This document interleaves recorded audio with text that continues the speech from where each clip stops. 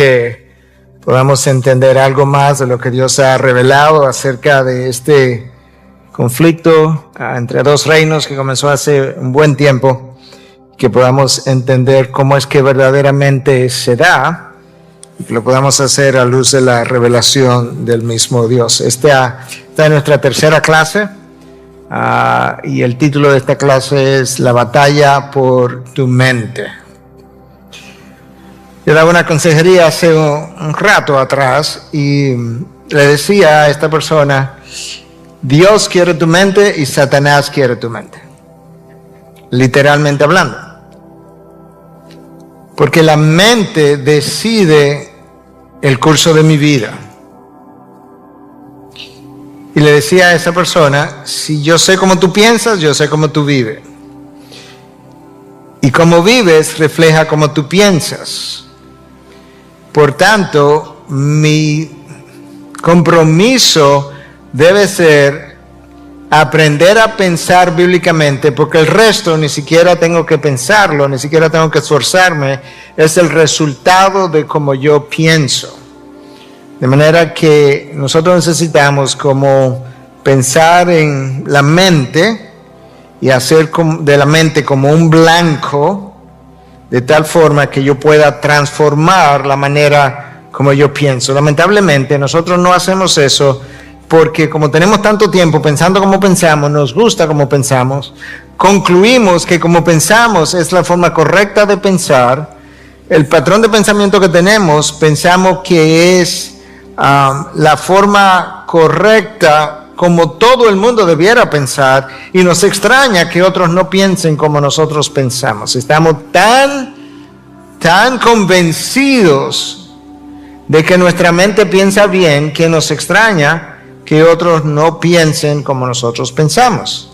Entonces, Dios quiere eso.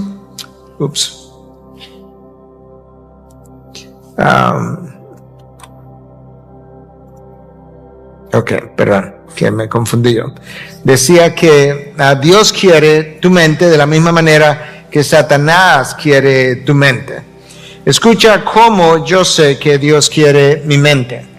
Porque el primer mandamiento de la ley de Dios, del cual dependen todos los demás, y cada mandato, orden, regulación que está en la palabra, depende de este mandamiento, dice: y amarás al Señor tu Dios con todo tu corazón, con toda tu alma y con toda tu mente. Con todo tu corazón, con toda tu alma y con toda tu mente. De forma que Dios entiende que la adoración de Él requiere más que emociones, más que sentimientos, requiere más que mi propio cuerpo, la actividad de mi cuerpo físico, requiere mi mente. De hecho, mi mente va a controlar el resto de lo que pasa de ahí en adelante. Y el libro de Proverbios nos dice, un proverbio muy conocido por ustedes, aun si no recuerdan cuál es, pero recuerdan el contenido. Proverbios 23:7, pues como piensa dentro de sí, así es él. Como él piensa, así es. Ahí está. Como tú piensas, define cómo tú vas a vivir. El problema es que la mente pensó bien por un tiempo, no sabemos cuánto tiempo, y desde que Adán y Eva cayeron, la mente jamás ha pensado bien. Podemos pensar mejor, pero no bien. Si definimos bien como el estándar que tú y yo debiéramos tener, la mente de Cristo jamás ha vuelto a pensar de la misma manera. Comenzamos peor y luego mejoramos, pero bien no pensamos. Nosotros creemos que pensamos bien, y obviamente mientras más bíblicamente pienso, pues mejor, más me estoy conformando a la mente de Cristo. Aquí hay varios pasajes de las Escrituras que nos dejan ver, algunas de estas cosas ya las conocen, cómo quedó la mente después de la caída. El entendimiento se endureció, 2 Corintios 3:14. ¿Qué quiere decir eso? Que mi entendimiento no es tan receptivo a las verdades de Dios, está un poco endurecido o muy endurecido. Cuando yo llego a los pies de Cristo, entonces Dios comienza a hacerme más receptivo, pero todavía hay cosas que resistimos. El entendimiento ha sido cegado, 2 Corintios 4:4. Es una referencia específicamente al incrédulo. Que Satanás, dice 2 Corintios 4:4, Satanás activamente ha cegado el entendimiento de los incrédulos. Yo no sé cómo él hace eso, cómo él hizo eso, cómo continúa haciendo eso, pero yo creo que la Biblia dice, Satanás ha cegado el entendimiento de los incrédulos de manera que no le pueda resplandecer la luz del Evangelio en la persona de Cristo. Efesios 4:17 habla de que ya no debiéramos andar en la vanidad de nuestra mente, vanidad vacío, sin propósito, sin sentido, de manera que antes de venir a los pies de Cristo, eso era como mi mente pensaba, y parte de ese vacío existe todavía en una mente que está siendo redimida, y tú lo puedes ver en personas que son creyentes, pero que todavía no tienen un grado de santificación, suficiente, que tú a veces escuchas cosas y tú dices como, qué vacío ese pensamiento. Entonces no debiéramos andar en la vanidad de la mente. El entendimiento fue entenebrecido, Efesios 4:18. La mente pasó a ser una mente carnal, Colosenses 2:18. La mente, lo vamos a ver un poco más adelante, disfruta pensar en las cosas que a la carne le dan satisfacción. Y a eso entonces Pablo llama en Colosenses 2:18 una mente carnal. Nosotros como cristianos no se supone que tenemos una mente carnal, pero todavía lamentablemente pensamos carnalmente de tiempo en tiempo, de momento en momento, o quizás por algunos periodos. No debiera ser, pero eso ocurre. 1 Timoteo 6:5 ya está hablando de una mente depravada. Yo creo que eso se refiere más bien a personas que Dios los ha entregado para que hagan su voluntad. Romanos 1 habla de eso. Dios los entregó a sus pasiones. Yo creo que esa es la mente depravada. Y Marcos 6:52, Cristo hablando, habla de una mente embotada. Aquellos que vieron los milagros, aquellos que oyeron las enseñanzas de Cristo, tenían una mente embotada. No entendían lo que Cristo estaba enseñando. Así quedó la mente.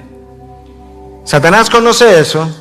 Y por tanto Satanás sabe de qué forma él puede entretener la mente, engañar la mente, distraer la mente, desviar la mente.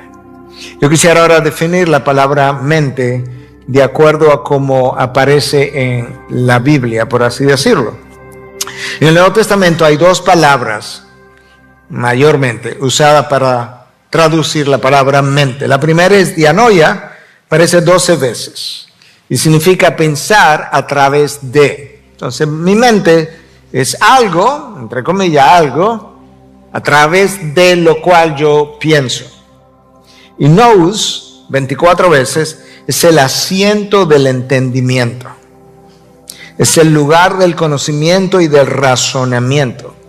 Incluye sentimientos y decisión. De manera que con la mente yo razono, yo acumulo conocimiento, yo tomo decisiones y yo siento. O sea, mis emociones están íntimamente atadas a cómo yo pienso. Entonces yo creo que eso nos ayuda a entender un poco mejor cuando Cristo dice, tiene que amarme con toda tu mente, tiene que amarme con todos tus sentimientos, tiene que amarme con todo tu razonamiento, debe amarme con todo tu conocimiento, debe amarme en cada decisión que tú tomas. Yo creo que eso nos ayuda a entender qué es la mente bíblicamente hablando. Ahora, la palabra nos deja ver que aunque hay una guerra espiritual y que nuestra lucha no es contra carne ni sangre, sino contra fuerzas espirituales de maldad, al final del camino hay un terreno, hay un campo de batalla, como en estas guerras, ¿verdad? Sobre todo en el pasado, donde los enemigos se enfrentaban en dos campos de batallas, uno frente al otro. Entonces, ese campo de batalla para tu vida no es ahí arriba con unos demonios, ¿verdad? Donde yo no puedo llegar. No, es aquí abajo, y no solamente es aquí abajo, en tu interior, y no solamente en tu interior, es en tu mente. ¿Por qué? Porque tanto Dios como el enemigo saben que la batalla se va a perder o se va a ganar en la mente. Literalmente hablando, cuando tú eres una persona que tropieza, se cae, se fue, se desvió, apostató, él hizo eso en su mente antes de que ocurriera en su vida.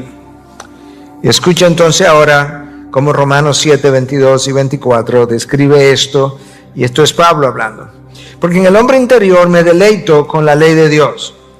Tal vez ya está convertido, es un teólogo consumado. 25 años por lo menos han pasado desde que él se convirtió hasta que estas palabras fueron escritas. Porque en el hombre interior me deleito con la ley de Dios. Pero hay un problema. Veo otra ley en los miembros de mi cuerpo que hace guerra contra la ley de mi mente. Guerra, eso es una batalla, un choque. Y me hace prisionero de la ley del pecado que está en mis miembros. Miserable de mí, ¿quién me libertará de este cuerpo de muerte? Pablo está diciendo, yo tengo dos realidades en mí. Yo tengo una realidad en mi mente que se deleita en la ley de Dios. Lee los 10 mandamientos, lee derivaciones de los 10 mandamientos y se deleita. Dice, wow, qué bueno, increíble, cómo esto me habla de Dios. Pero ahora resulta que yo termino pecando aquí y me doy cuenta que yo lo que no quería hacer, terminé haciendo. Está ahí en el texto de Romanos 7. Lo que no quería hacer, terminé haciendo. Y lo que quería hacer, no lo hice. Entonces, ¿cuál es el problema? Él me dice cuál es el problema. Es que en mis miembros, en el cuerpo todavía no glorificado, hay deseos caídos. Y esos deseos caídos demandan atención, demandan que yo lo ponga en primer lugar, que yo lo satisfaga.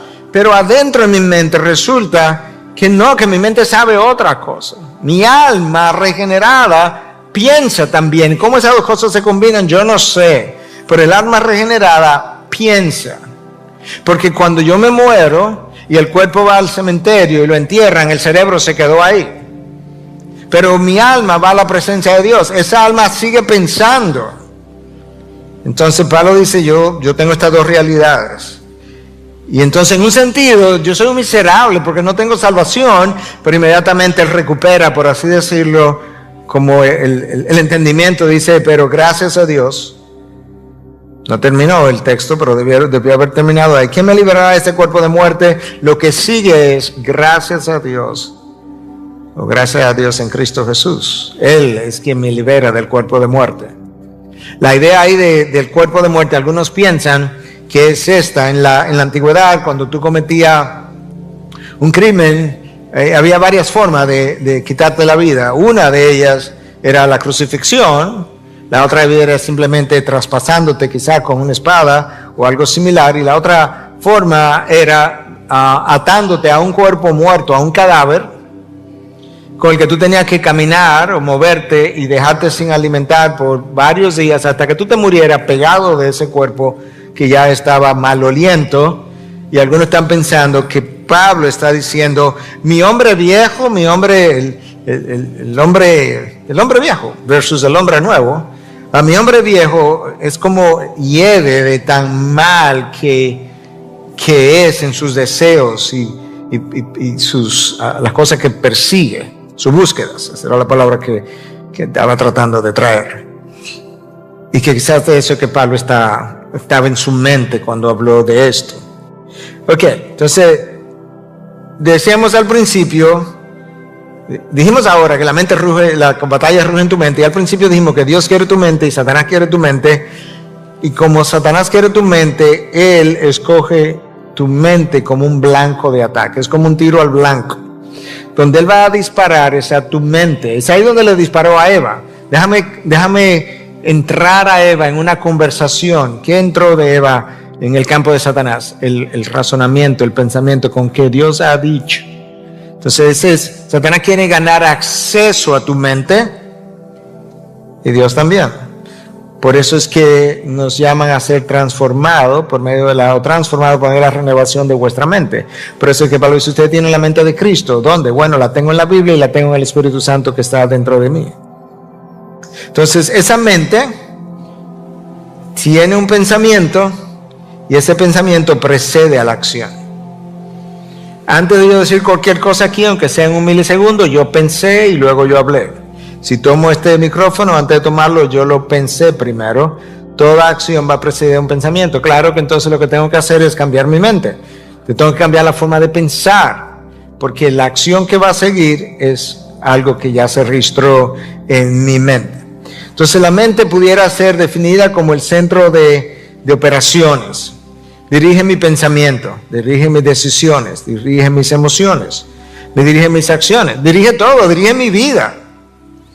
Es como el cerebro de la computadora. De ahí depende todo, literalmente. Entonces, de ahí la importancia de tener una mente bíblica. Porque la mente bíblica nos va a ayudar a cumplir con la Biblia, por así decirlo. Y la mente no bíblica me va a llevar a vivir contrario a lo que la Biblia enseña. Satanás, de nuevo, tiene la mente como blanco, ¿verdad? Como si fuera un tiro al blanco. Escucha lo que Pablo escribe a los Corintios en su segunda carta 11:3. Pero temo que así como la serpiente, ahora no fuimos al jardín del Edén, con su astucia engañó a Eva. ¿Cómo la engañó? Ganando acceso a su mente. Las mentes de ustedes sean desviadas, como se desvió la de Eva, de la sencillez y pureza de la devoción a Cristo. Cuando hablo de la sencillez es que no está hablando de algo simplista, no, pero es algo que no está como dividido, de la sencillez y la devoción exclusiva a Cristo. Yo tengo un temor, Corintios, es que sus mentes sean involucradas en una forma de pensar, que de hecho vuelve la mente, el pensamiento como complejo, dividido, y sean desviados, porque eso fue lo que le pasó a Eva. Mientras Eva pensaba una sola cosa acerca de la fruta, una sola cosa acerca de Dios, estaba bien. Esa sencillez se complicó cuando Satanás dijo, bueno, Eva, debe considerar también que quizás la uva es buena, quizás la fruta es buena, quizás la fruta te puede hacer sabia, y Adán también. De hecho, es posible que si te la comes te haga como Dios. Se complicó el pensamiento, ya no es exclusivo, ya no es único, no es una sola cosa, hay dos posibilidades. Pablo dice, yo tengo miedo de que eso pueda ocurrir.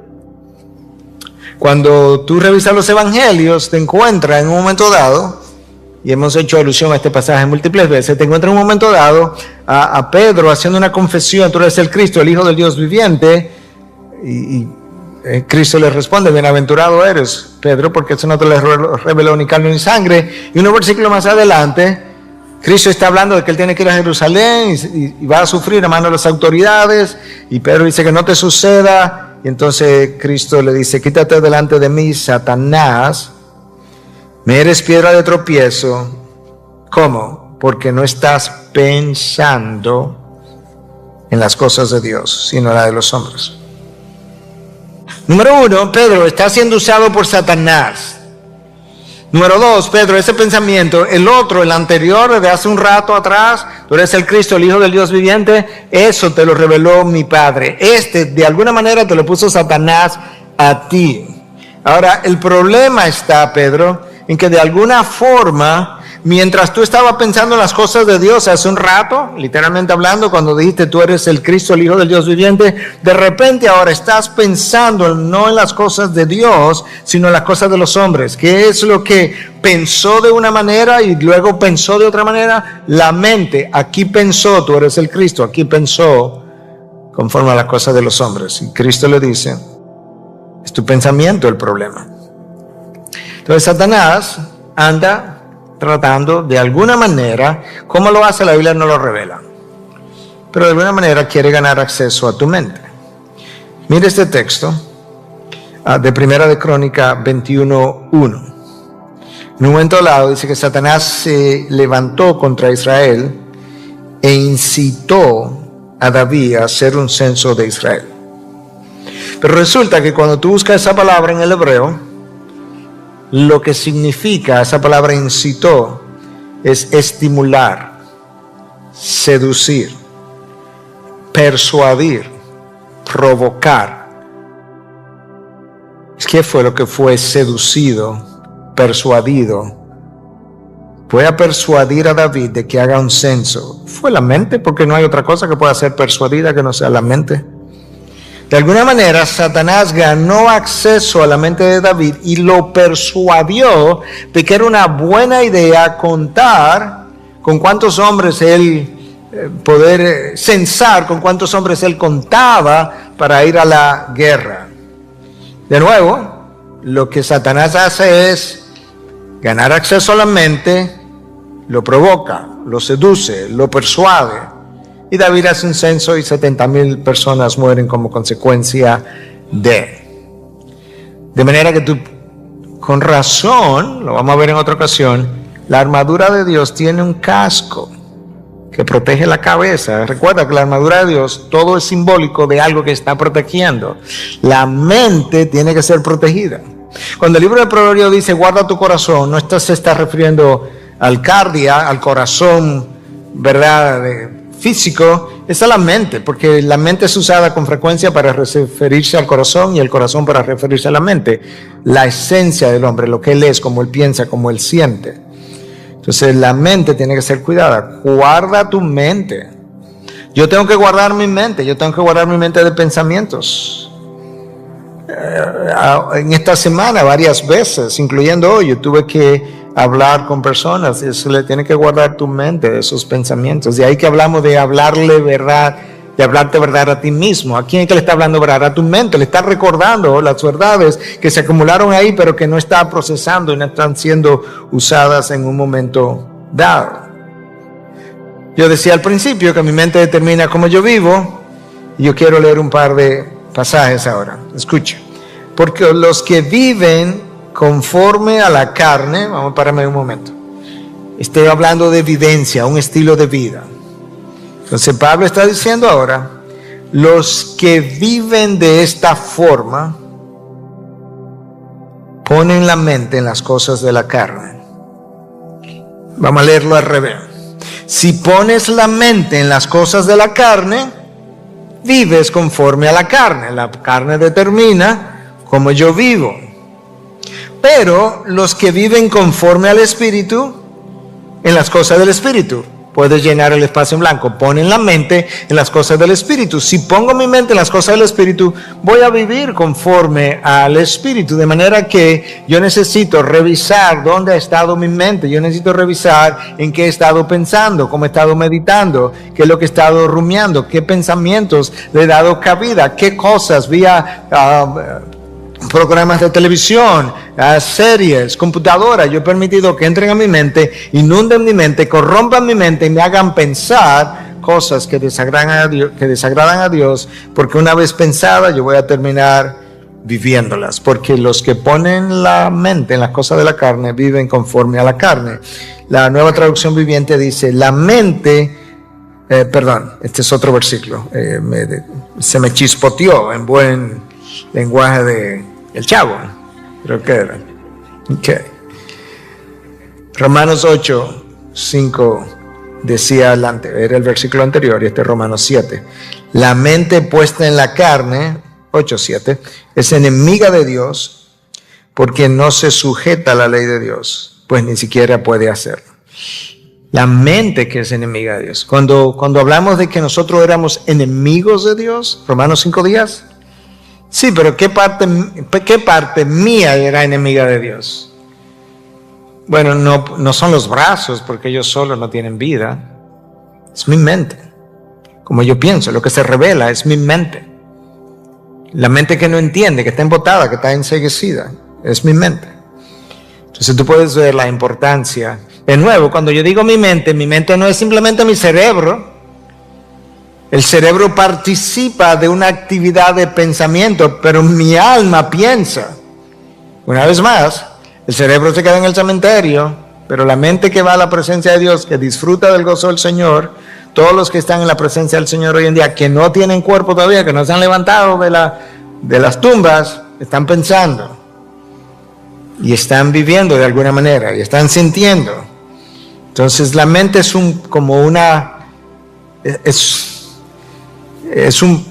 el pensamiento del hombre, la actividad pensadora del hombre que involucra un órgano mientras él está de este lado de la tierra. El mundo a mi alrededor me da forma. De hecho, mi entorno alrededor me da forma. Como tú fuiste criado, y aplica eso en consejería hoy, como tú fuiste criado, así tu mente piensa. ¿Que yo puedo deshacer mucho de eso? Sí, pero tu mente tiene forma de tu crianza, créeme. La mía también. La tuya. Tiene forma de mi crianza. La manera como mis padres pensaron, la manera como mis padres hablaron, la manera como mis padres decidieron, la manera como mis padres subieron la voz, la manera como mis padres bajaron la voz, la manera como mis padres corrigieron. No es simplemente como una copia, parece una copia, pero no es simplemente una copia. Es que mi mente aprendió. Y entonces, ese es mi entorno inmediato. Pero el entorno cultural también le da forma a mi mente, literalmente hablando. La iglesia a la que yo asisto le da forma a mi mente, bien o mal, pero le da forma. Todo lo que yo vivo le da forma a mi mente. Romanos 12:2, usted conoce muy bien el pasaje, y no se adapten a este mundo, sino transfórmense mediante la renovación de su mente. Yo tengo que hacer eso con todo. Cuando yo fui al colegio, a la universidad, mis profesores le dieron forma a mi mente, y yo tengo que renovar eso. La manera como mis padres me educaron, quizás mis padres no eran creyentes, o quizás eran creyentes, pero no tenían mucho entendimiento de la Biblia, quizás eran un poco menos espirituales y más carnales, todo eso le dio forma a mi mente. Yo tengo que renovar mi mente. Y luego que yo renuevo mi mente, por la palabra, yo puedo verificar la voluntad de Dios. Por eso es tan difícil.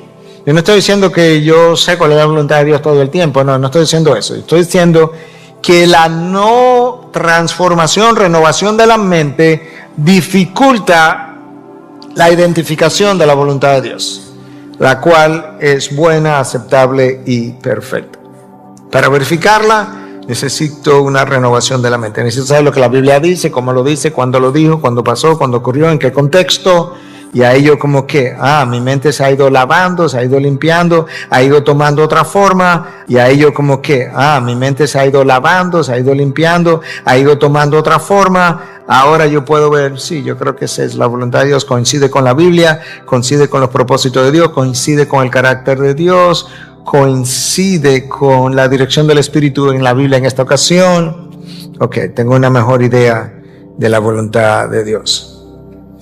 Nota que esta idea de que la batalla ruge en la mente y la mente es vital en todo esto no es nueva, ni es del ámbito pentecostal.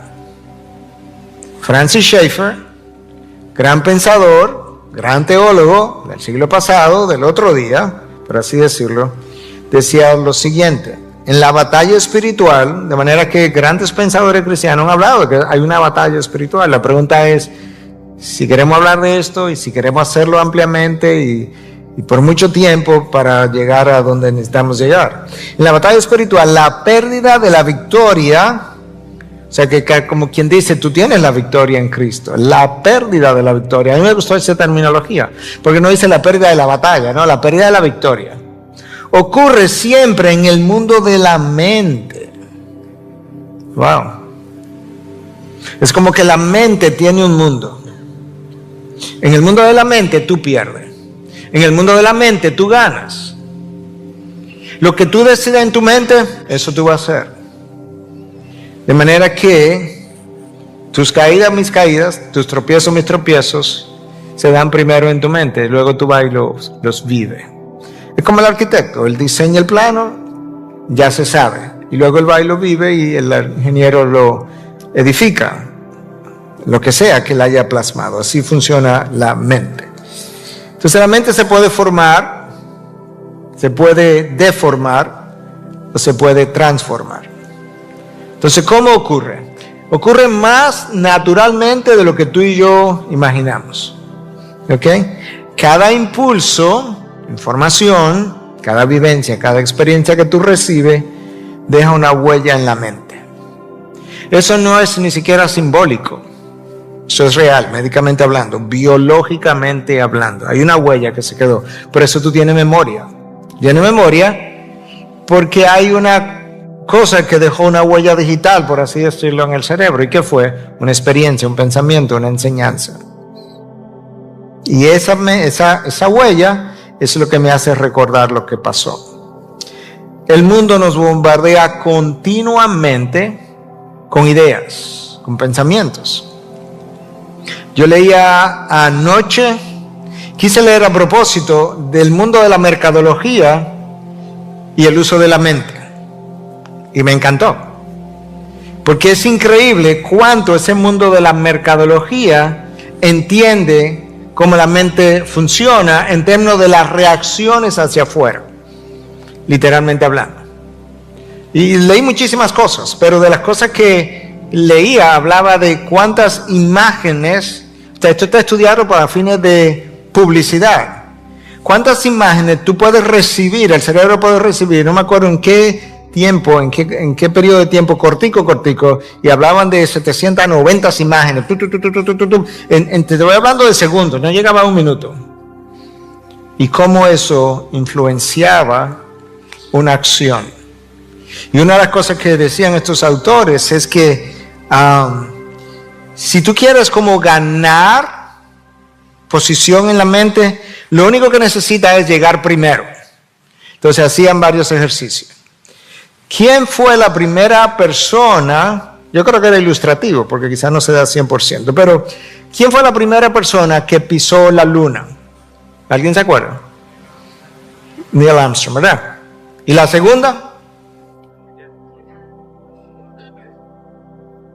¿Quién fue la persona que primero voló transatlánticamente? ¿Quién? Ok. ¿Quién fue la primera persona que voló? The man is right. ¿Y el segundo? El otro hermano. Ok. Y así podemos, nos acordamos de la primera persona. Y el segundo no importa. Entonces, en términos mercadológicos, había una serie de ejemplos. La primera tarjeta de crédito, una serie de cosas. Trata de posicionarte primero. Y me encantó la idea de posicionamiento en términos mercadológicos, pero el posicionamiento tiene que ganarse primero en la mente. ¡Wow! Yo dije, wow, yo tenía que leer eso para esta clase, porque es interesantísimo. No voy a entrar ahí, obviamente. Entonces, nosotros necesitamos montar una defensa intencional, continua, de renovación de la mente vía la verdad de Dios, Romanos 12:2, y someter todo pensamiento a Cristo. Lo vamos a ver en un momento, 2 Corintios 10:15. Entonces mi defensa, mi contraataque, es intencional, es continua. ¿Por qué? Porque el ataque es intencional y es continuo. Y el ataque es a la mente. Entonces, si el mundo me bombardea, ¿cómo son sus bombas? Mentiras. Entonces, el contraataque, ¿cómo es? Verdad. Y en segundo lugar, el mundo quiere que yo me someta a lo que me vende, a las ideas. Y pues quiere posicionarse primero en mi mente. Y de esa misma manera, entonces, yo necesito someter todo pensamiento a obediencia a Cristo, que es: comparo cómo estoy pensando con lo que la palabra dice y hago lo que la palabra dice y no lo que pienso, no lo que siento, no lo que deseo. Y eso es importante. El corazón, cuando hablamos de corazón, vamos a pensarlo en términos de sentimientos, deseos. El corazón me dice todo el tiempo lo que desea, lo que quisiera hacer. La mente tiene que decirle al corazón lo que debe hacer. Y la voluntad tiene que obedecer, o debiera obedecer, a la mente, no al corazón.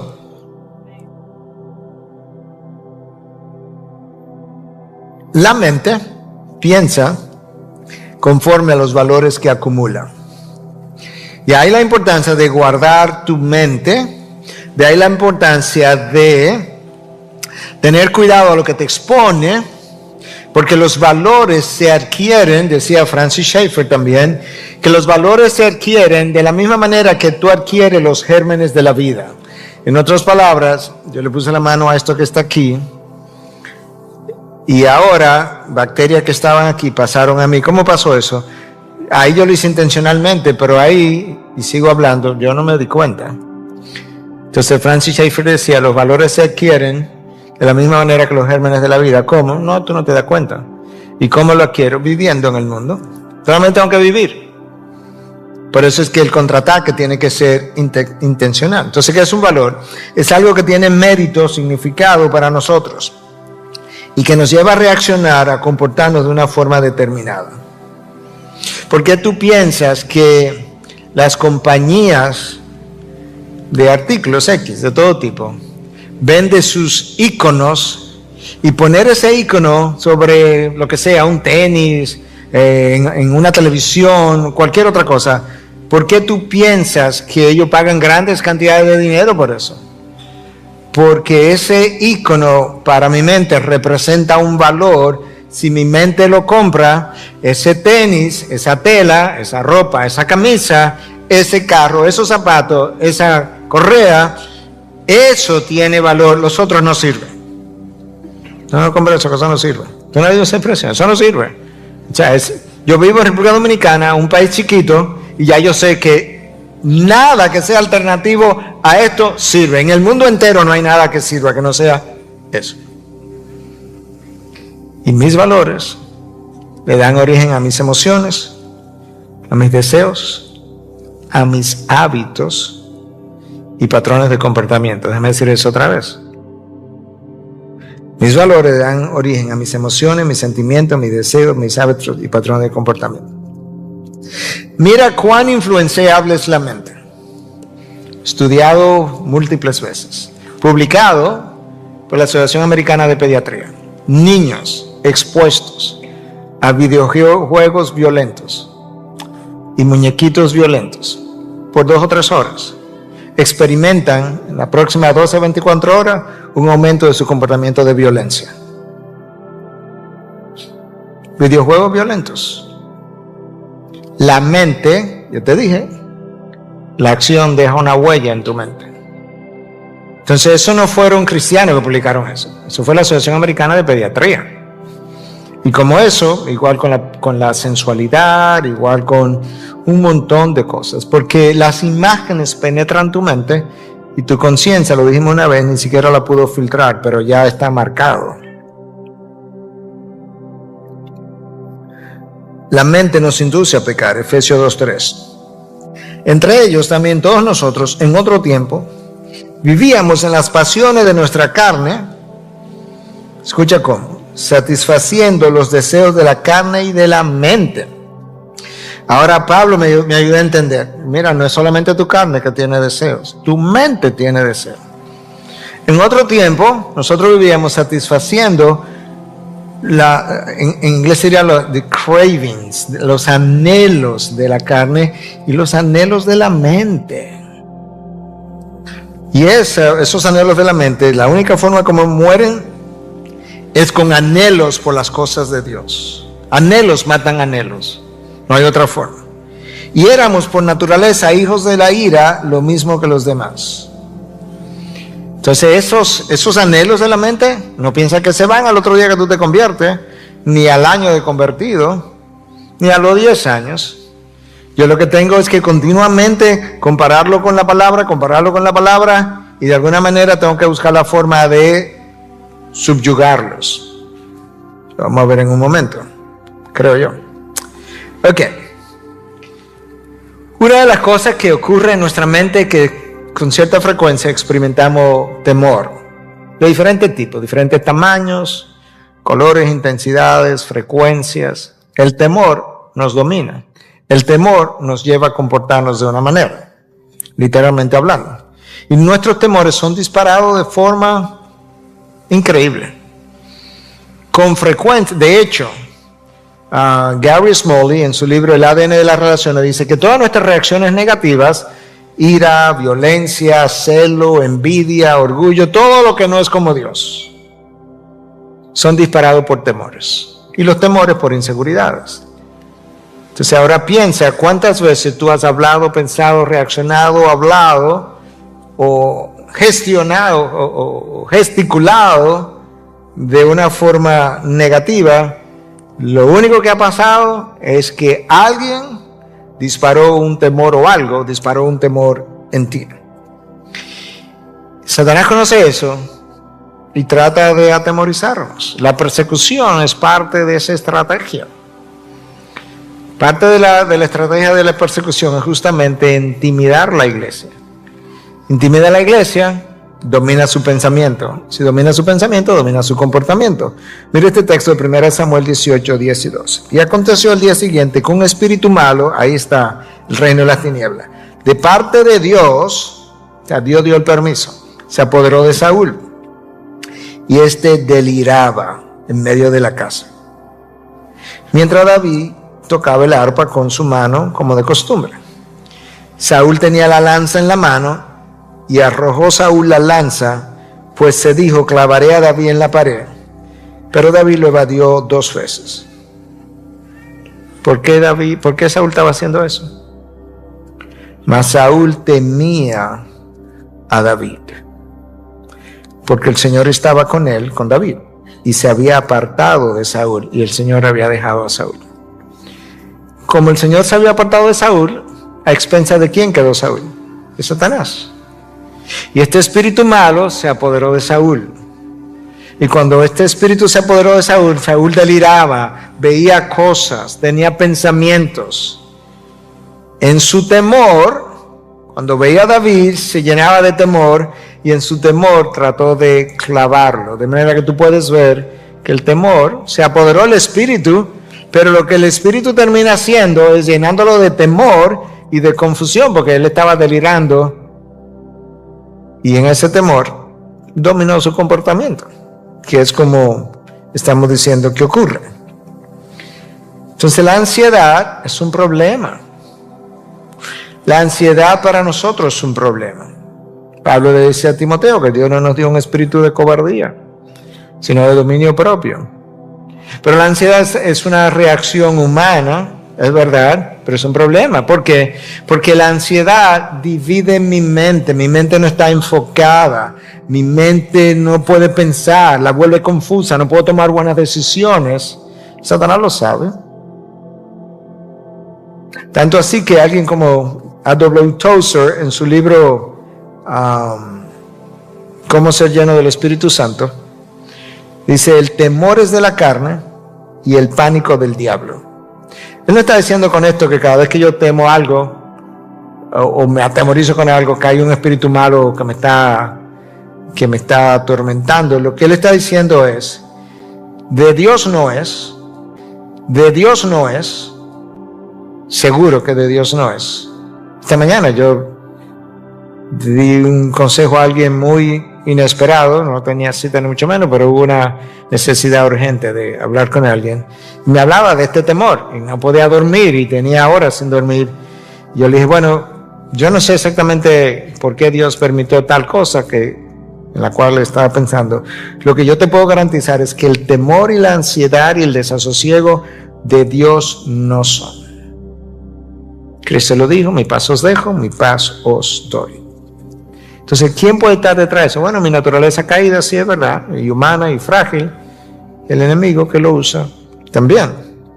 Por eso que Pablo escribe a los Filipenses en 4, 6, 7: por nada estén afanosos, antes bien, en todo, mediante oración y súplica, con acción de gracia, sean dadas a conocer sus peticiones delante de Dios, y la paz de Dios, que sobrepasa todo entendimiento, guardará sus corazones y sus mentes en Cristo Jesús. Notan la conexión. Al final, la mente tiene que estar en paz, junto con el corazón, que nos representa todo. Pero la manera como Pablo comienza es: dice, mira, deja de estar afanoso, deja de estar atemorizado, deja de estar lleno de temor. ¿Cómo yo voy a hacer eso? Bueno, tiene que comenzar orando, tiene que suplicar, y que todas mis peticiones sean dadas a conocer delante de Dios. Alguien me hablaba en el día de hoy, tenía un examen de álgebra mañana y estaba con cierta ansiedad. Vamos a pararnos ahí mismo, déjalo ahí mismo, vamos a orar. ¿Por qué? Porque este texto es lo que me manda a hacer. Que ore para que la paz de Dios, que trasciende el entendimiento, pueda venir a inundarnos. La ansiedad nos distrae, nos vuelve ilógicos, nos paraliza, nos confunde y nos hace sentir intimidados. Déjame decir eso otra vez. Nos distrae, nos vuelve ilógicos, nos paraliza, nos confunde y nos hace sentir intimidados. Nada bueno puede salir de esa combinación. ¿Cierto? Yo voy a hablar un poquito de esto porque yo creo que aquí es donde nosotros muchas veces nos perdemos. Nos perdemos en todo lo anterior también. Pero esto es tan común que ni pensamos en eso. ¿Ok? Satanás usa mucho el enojo. Y la palabra me deja ver que Satanás usa mucho el enojo. Ahora la pregunta es, cuando yo me enojo, ¿qué es lo que se enoja? La mano. Si yo le doy una trompada a alguien, ¿fue mi puño que se enojó? ¿Qué precedió al movimiento de mi puño? Algo que se originó en mi mente. Pero eso lo tengo aquí. Porque la palabra de Dios me dice en Efesios 4, 25 al 27, por tanto, dejando a un lado la falsedad, nota otra vez, como de esa manera, como, by the way, como de hecho, la palabra continuamente contrasta la falsedad y la mentira, y la verdad. Por tanto, dejando a un lado la falsedad, hablen verdad. O sea, una cosa es el mundo de las tinieblas, otra cosa es el mundo de la luz. Hablen verdad, cada uno con su prójimo, porque somos miembros los unos de los otros. Escuchen, enójense, pero no pequen. No se ponga el sol sobre su enojo, coma, nota que no estamos en otro capítulo, estamos en el mismo versículo, con una coma nada más. Ni den oportunidad al diablo. Yo creo que el texto está claro, que no está, Pablo no está diciendo, mira hacia el oeste y antes que el sol se ponga, deja tu enojo. No deje que eso se prolongue. Porque cuando el enojo se prolonga, tú le has abierto una rendija, una ventana, una puerta, todo un portón al diablo. ¿Por qué? Porque el enojo domina tu mente y cuando tu mente está dominada por otra cosa que no es el Espíritu de Dios, queda a expensa del diablo. ¿Qué tú piensas que le pasó al salmista cuando él dice, cuando mi corazón se llenó de amargura? Tú no piensas que es el corazón, ¿verdad? No fue el ventrículo, la aurícula que se llenó de amargura. La mente. Yo era como una bestia delante de ti. ¿Qué tú piensas que lo llevó a comportarse bestialmente? Satanás, que conoce la amargura de tu corazón y te indujo de diferentes formas, te recordó de diferentes, es más, no tiene ni siquiera que distorsionarte el pensamiento, lo único que tiene que hacer es llenarte de ansiedad, y al llenarte de ansiedad, tu mente ya está distraída, está confusa, piensa ilógicamente, y se comporta como una bestia, fuera de control, no tiene que estar ni siquiera poseído, está poseído de ti mismo. ¿Qué es lo que te está poseyendo? Tu propio enojo. Y eso es vital que yo lo pueda entender. Ok, entonces, pastor, ya me martilló toda la noche con que la batalla ruge en mi mente, entonces, ¿cómo la gano? La Biblia dice incluso, escucha, Filipenses 4:8. Por lo demás, hermano, todo lo que es verdadero, todo lo digno, todo lo justo, todo lo puro, todo lo amable, todo lo honorable, si hay alguna virtud o algo que merece elogio, en eso pensar, en eso mediten, dependiendo de la traducción. Pero tú quieres saber cómo va a ganar la batalla, todo eso que está entrando, en lo que tú estás pensando, deja de pensar en eso. Entonces, ¿en qué pienso? Bueno, comienza con lo verdadero. ¿Y cómo yo sé que es lo verdadero? Chequea lo que tú estás pensando con la Biblia. Si lo que tú estás pensando no se alinea con la Biblia, eso no es verdadero. Ve a ver si lo que está pensando se alinea con la Biblia, porque si no, eso no es digno de virtud. Tampoco es puro. ¿Tú sabes cuántas cosas pura nosotros pensamos? Ok, 2 Corintios 13:8. Porque nada podemos hacer contra la verdad, sino solo a favor de la verdad. La verdad está en la palabra de Dios. La verdad, cuando me posee, nada podemos hacer contra eso, porque la verdad tiene un poder. De la misma manera que la mentira tiene un poder, De la misma forma, la verdad tiene un poder. Porque una se originó en Satanás, el padre de mentira, la otra se originó en Dios, el padre de verdad. Y por tanto, la forma de ganar la batalla es estando firme en la verdad. De hecho, la palabra tiene varios pasajes que aluden a eso justamente, a estar firme en la verdad. Y cuando la palabra habla de la verdad, bueno, no se dice interesantemente, de manera interesante, habla de la verdad en singular, como si fuera una sola. En inglés se dice truth is a unified whole. Es un todo completo, unificado. Como que la verdad no es por pedacito. Por eso Cristo dijo, yo soy la verdad. Yo soy el camino, la verdad y la vida. Fíjate que aquí dice, nada podéis hacer contra la verdad, singular. Entonces la verdad tiene que poseerme. Y eso va a controlarme. Eso me va a dar convicción, me va a dar poder. Entonces sigo hablando de cómo ganar la batalla en tu mente. 1 Pedro 1:13. Por tanto, preparen su entendimiento para la acción. Nota que Pedro me está diciendo, tú tienes que actuar, pero no debes actuar sin pensar. Prepara tu entendimiento, piénsalo, chequea lo que la Biblia dice, asegúrate, medita en lo verdadero. Prepara tu entendimiento para la acción. Sean sobrios en espíritu. Pongan su esperanza completamente en la gracia que se les traerá en la revelación de Jesucristo. Nota la NTV. Así que preparen su mente para actuar. Y ejerciten el control propio. Me encanta esa otra versión de la traducción, ¿verdad? Preparen su mente. Y ejerciten, después de preparada la mente, ejercita el dominio propio, el control propio.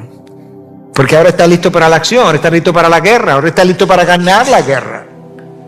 Porque no te ha tomado desprevenido los pensamientos, las lujurias, los deseos, las ambiciones, los celos, las iras, no te han tomado desprevenido. Tu mente estaba preparada, estaba ejercitada.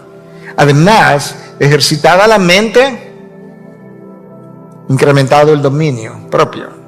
Y ahora puedes controlar esas otras cosas que quisieran irse en una sola dirección.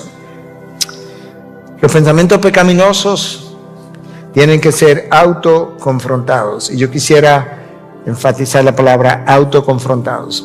De hecho, no estaba ahí, decía confrontados. Y cuando estaba revisando esto dije, no es simplemente confrontado, porque yo ni siquiera estoy hablando de que tú vengas a confrontarme. ¿Sabes por qué? Porque los pensamientos, tú no confrontas mis pensamientos a menos que sean acciones. Tú confrontas mis acciones. Pero mis pensamientos, tú ni los conoces. Entonces, ¿cómo los confronto? Tienen que ser autoconfrontados. ¿Y cómo? Aquí está. 2 Corintios 10, 13 al 5. Venía aludiendo a esto ya hace un momento. Porque aunque andamos en la carne, no luchamos según la carne. Porque las armas de nuestra contienda no son carnales, sino poderosas en Dios para la destrucción de fortalezas, destruyendo especulaciones y todo razonamiento altivo que se levanta contra el conocimiento de Dios, y poniendo todo pensamiento en cautiverio a la obediencia de Cristo. Eso lo hago yo, nadie más puede hacer eso. Esa autoconfrontación la hago yo. Yo tengo pensamientos, yo tengo deseos caídos, carnales, iras, enojos, desavenencias, ambiciones, avaricia, deseo de poder, deseo de controlar. ¿Ok? Entonces, incluso especulo en oración.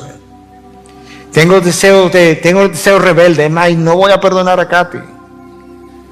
Si Katy no viene, no le voy a decir nada. Y que venga bajita también, porque... ¿verdad, Katy?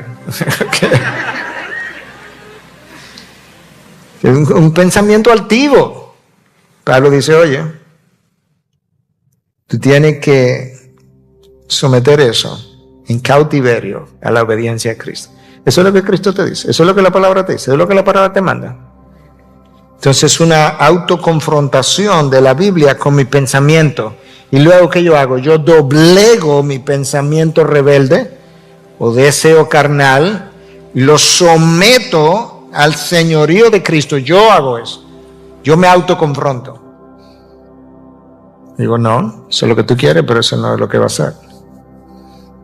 Yo no sé si usted ha orado alguna vez, pero yo le he dicho al Señor más de una vez, reprende mi carne. Oh, ¿y qué es esto? Que la carne quiere sobreponerse sobre tu señorío. Entonces, está hablando ahí que nuestras armas son poderosas para destrucción de fortaleza. ¿Qué es una fortaleza? Es un patrón de pensamiento formado a lo largo de años. ¿Ok? De años de la misma práctica, que nos lleva a pecar de una forma recurrente y que se nos hace difícil destruir. Eso es una fortaleza. Tú y yo tenemos formas de pensar y de actuar que tienen años. Lo vi en mi madre, lo vi en mi padre, lo vi en mis amigos, lo vi no sé en quién. Y yo lo vivo, y lo vivo, y lo vivo. ¿Y sabe por qué es una fortaleza? Porque no lo puedo destruir.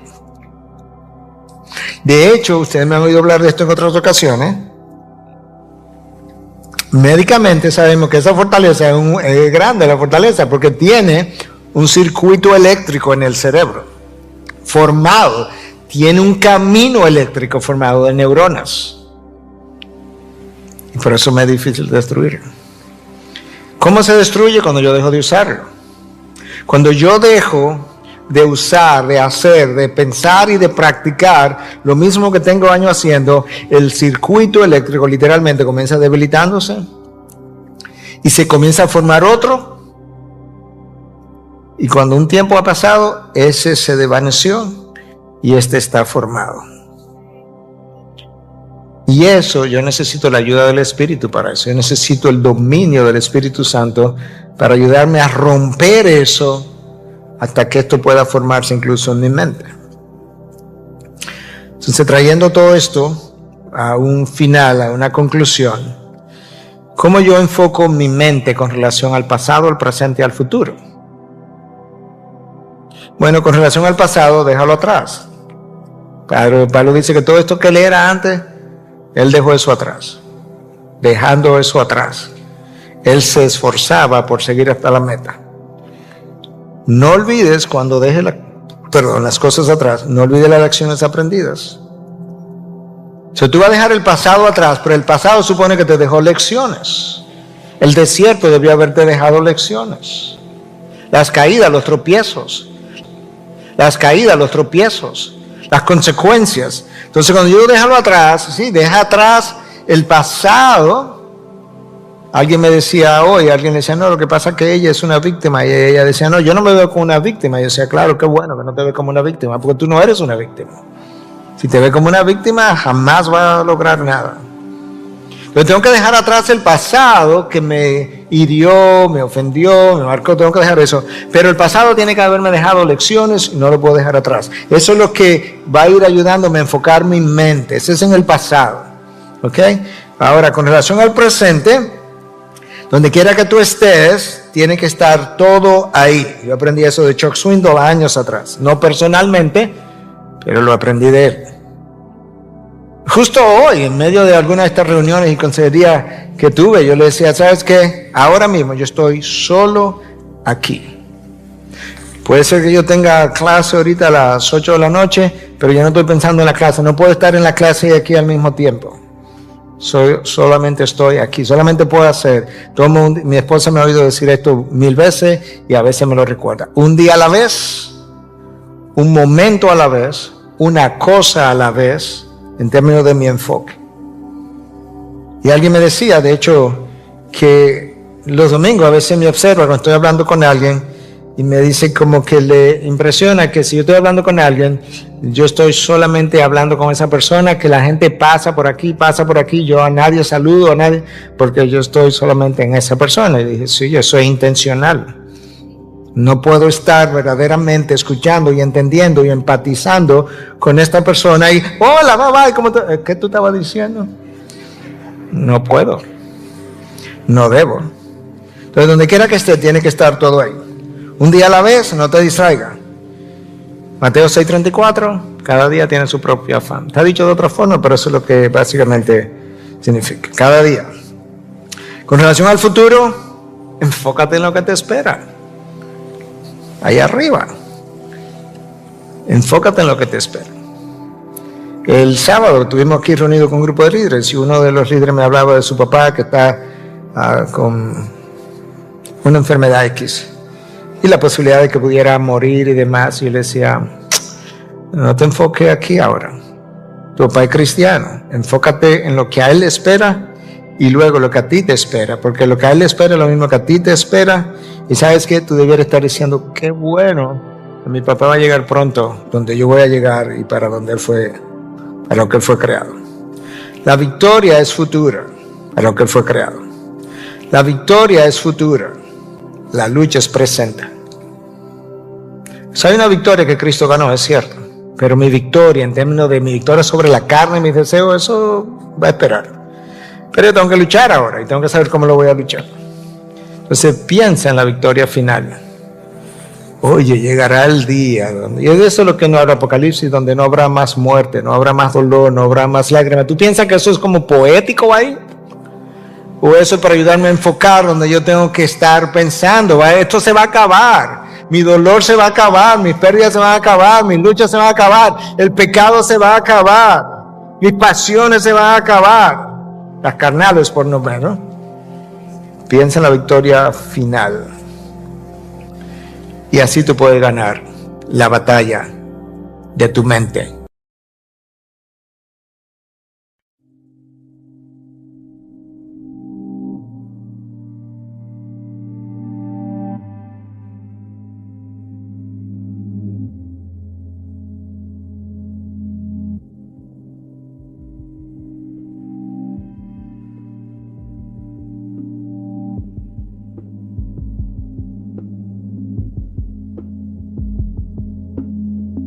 I sent my name into the void.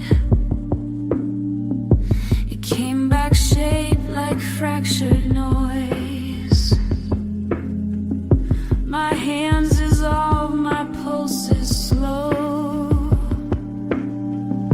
Time hums in loops I used to know. Stars don't blink, they stare me down.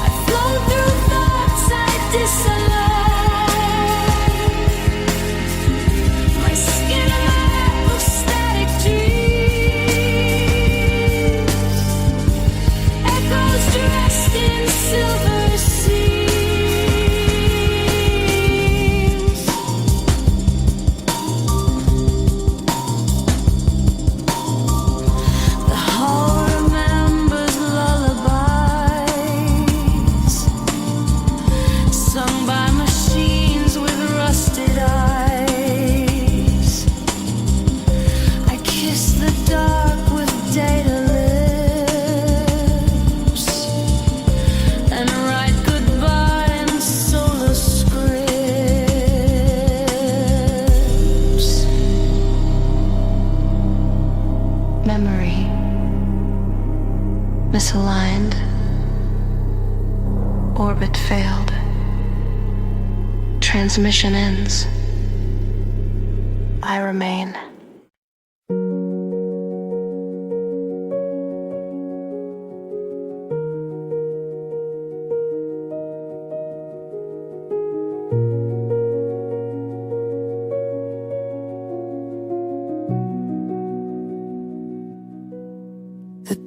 is closed, the world's outside.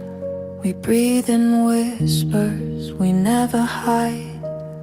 The air remembers what we've been. In the room we don't exist in. No clocks, no names, no rules to break. Just hearts pretending they're awake. If love's a crime, we serve it here in silence, safe and crystal clear.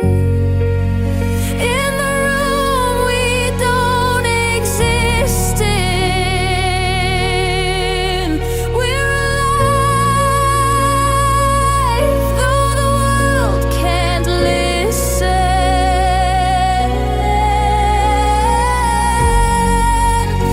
Every touch rewrites what's real.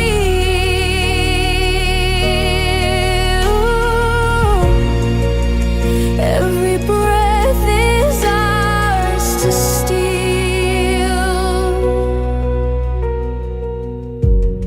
Your hand is light, but heavy too. The truth dissolves when I'm with you. The walls have seen but never speak.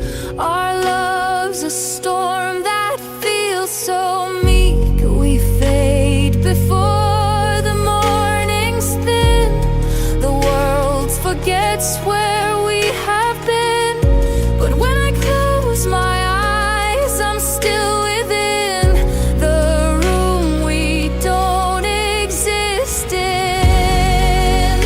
In the room we don't exist in. We're alive, though the world can't listen.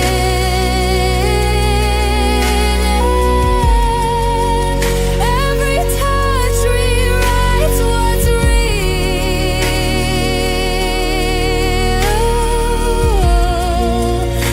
Every breath is ours to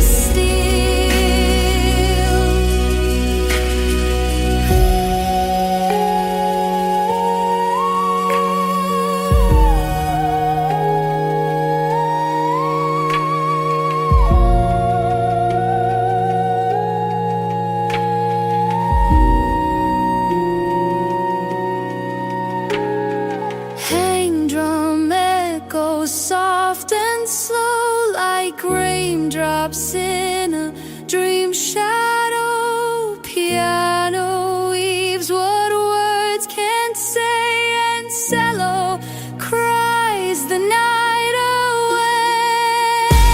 When daylight calls, we fade, we dim, but love still hums beneath our skin. And when I dream, you draw me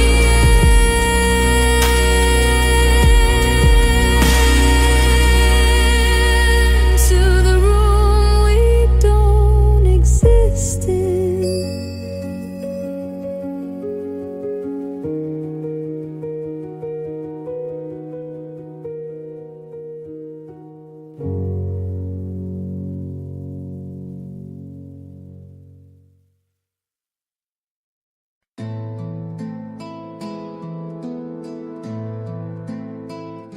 The wind winds whispering your name through every night. It sounds the same, 1,000 miles, yet I can hear your voice that calms my every fear.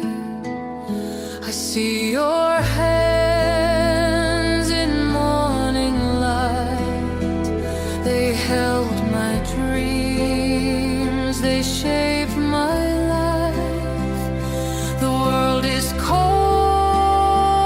but I still find your lullaby within my mind.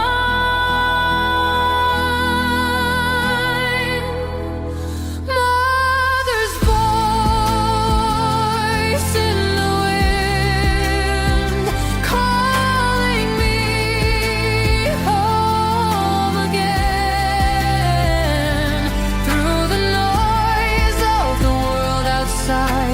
song still echoes deep inside, though I'm far. I still begin with mother's voice in the wind. I chase the days, I cross the sea, but still your breath comes back to me. Each gentle breeze, each fallen leaf carries the love you left in me. The city hums, the stars grow dim, but I can feel you from within. Your words like light upon the shore. Guide me when I can't anymore. Mother's voice in the wind, calling me home again. Through the noise of the world outside, your song still echoes deep inside, though I'm far. I still begin with mother's voice in the wind.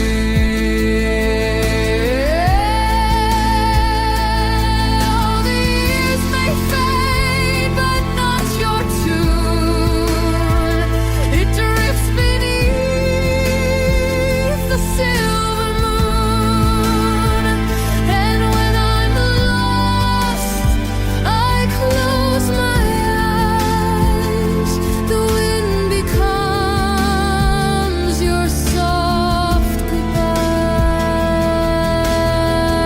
goodbyes. Mother's voice in the wind, my first and